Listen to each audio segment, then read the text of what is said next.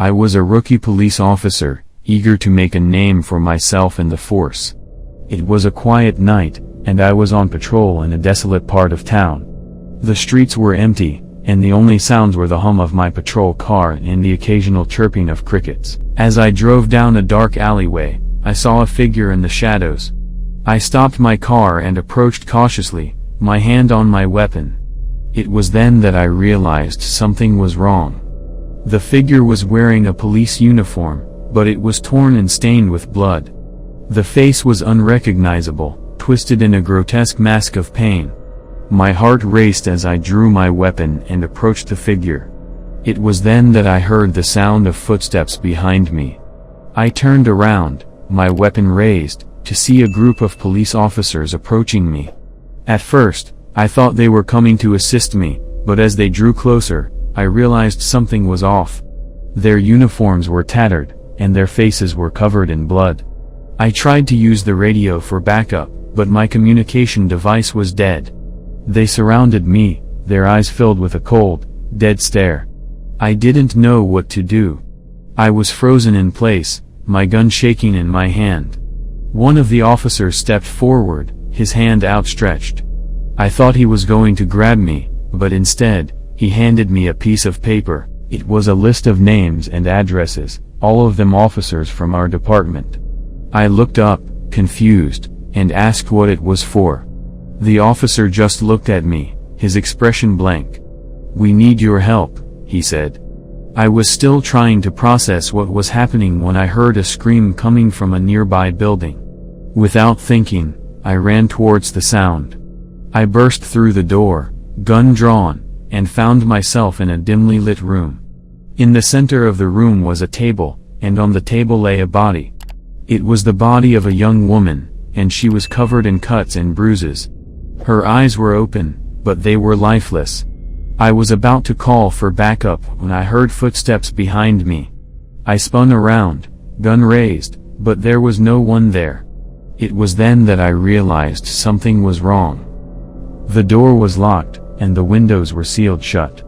I turned back to the body and saw something move out of the corner of my eye. I looked closer and saw that the woman's body was slowly rising off the table. It was like something was pulling her up, but there was no one there. I couldn't explain what was happening, but I knew I had to get out of there. I turned to run, but the door was still locked. I was trapped. I could hear footsteps getting closer, and I knew I was running out of time. I looked around the room frantically, trying to find a way out. And then I saw it. A small ventilation shaft, just big enough for me to crawl through. I didn't have any other options.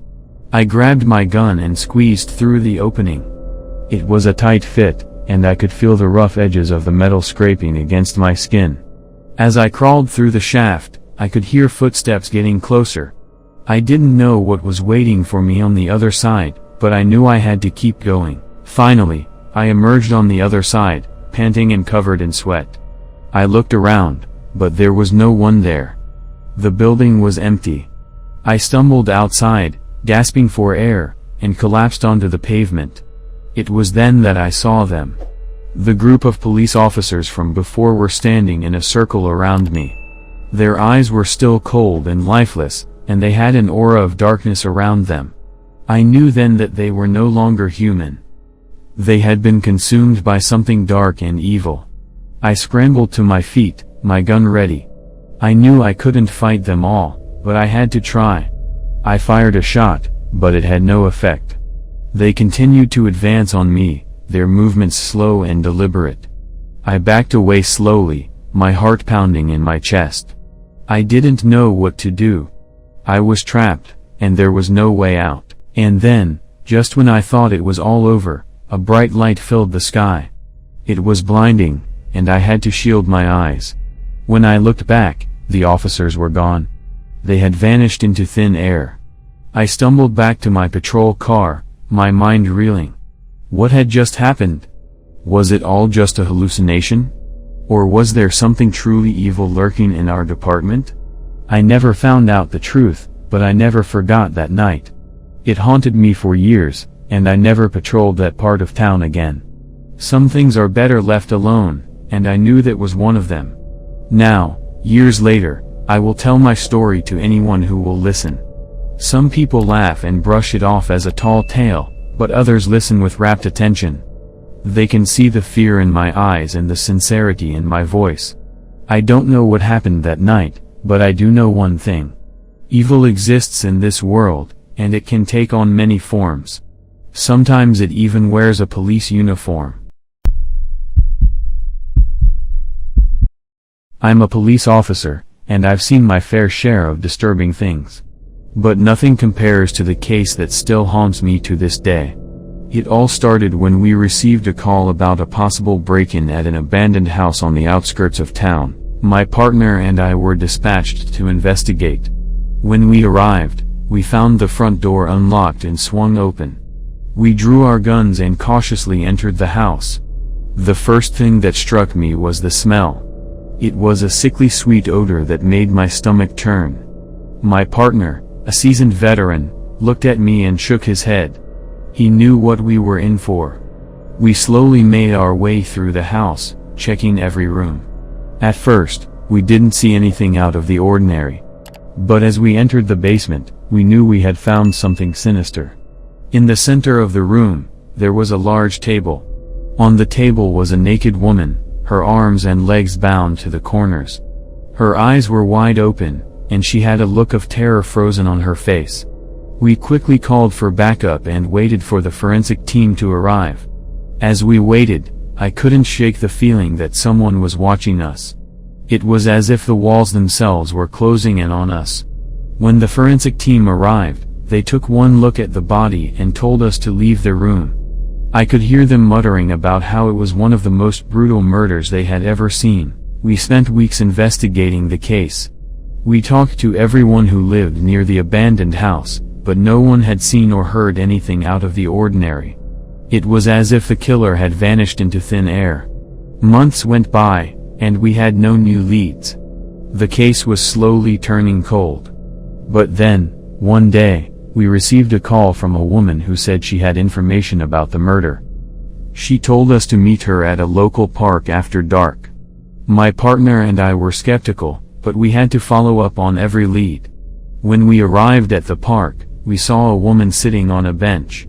She was wearing a hooded sweatshirt, and her face was hidden in the shadows. She told us that she knew who had committed the murder and that she had proof. She handed us a small envelope and told us to be careful. We returned to the station and opened the envelope. Inside was a single photograph.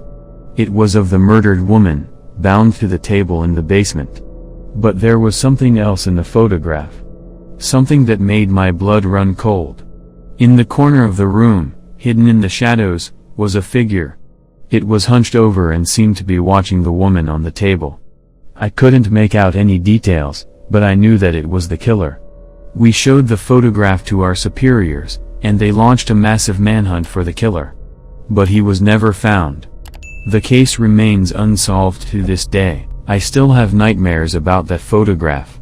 And sometimes, when I'm alone in the dark, I can feel someone watching me. I don't know if the killer is still out there, or if it's just my imagination. But either way, I know that I'll never forget the case that still haunts me to this day.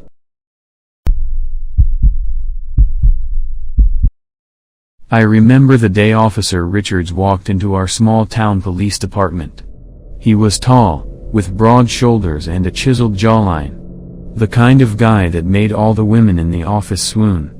But there was something off about him. Something that I couldn't quite put my finger on. Maybe it was the way he never smiled, or how his eyes seemed to follow you around the room. At first, he seemed like any other cop. He did his job, wrote his reports, and went home at the end of the day. But then, things started to change. He would show up at crime scenes where he wasn't needed, just to watch. He would linger around the station after his shift ended, watching us work. It was almost like he was studying us. I tried to ignore it, thinking maybe I was just being paranoid. But then, things started to get really creepy. One night, I was working late on a case when I heard a noise outside my office door. Thinking it was just one of the other officers, I got up to investigate. But when I opened the door, there was Officer Richards, standing there with a grin on his face. "I just wanted to check on you," he said, stepping into my office. I tried to play it cool, but inside I was freaking out. What was he doing there? How long had he been watching me? He stayed for a while, talking about nothing in particular. But his eyes kept darting around the room, like he was searching for something. I couldn't wait for him to leave. After that, things only got worse. He would call me at all hours of the night, saying he just wanted to talk. He would show up at my house uninvited, leaving notes on my car. I felt like I was being stalked. I tried to tell my superiors, but no one believed me. They all thought I was overreacting, that Officer Richards was just being friendly. But I knew better. One night, I was driving home from work when I noticed a car following me. It was a black SUV, with tinted windows so dark I couldn't see inside. I tried to lose them, but they kept tailing me. Finally, I pulled over to confront them. As I stepped out of my car, the driver's side window rolled down and I saw Officer Richards sitting there, grinning at me. "I just wanted to make sure you got home safe," he said, his voice sickly sweet. I was furious. How dare he follow me like that? How dare he think he had any right to invade my privacy like that? But then, something even more terrifying happened. He got out of the car and started walking towards me, his eyes locked on mine. I could see the madness in them, the complete lack of empathy. I knew then that I was in danger. I got back in my car and drove away as fast as I could, heart pounding in my chest. After that, I went to the authorities again, this time with a detailed account of all the times Officer Richards had harassed me. It took a while, but eventually, they started to take me seriously. They investigated him and found out that he had been doing this to other women too. It wasn't just me. He had a history of stalking and harassment. In the end, he was arrested and charged with multiple counts of harassment and stalking. He was stripped of his badge and sent to jail. But even now, years later, I still feel uneasy whenever I see a police officer. It's hard to trust them after what Officer Richards did.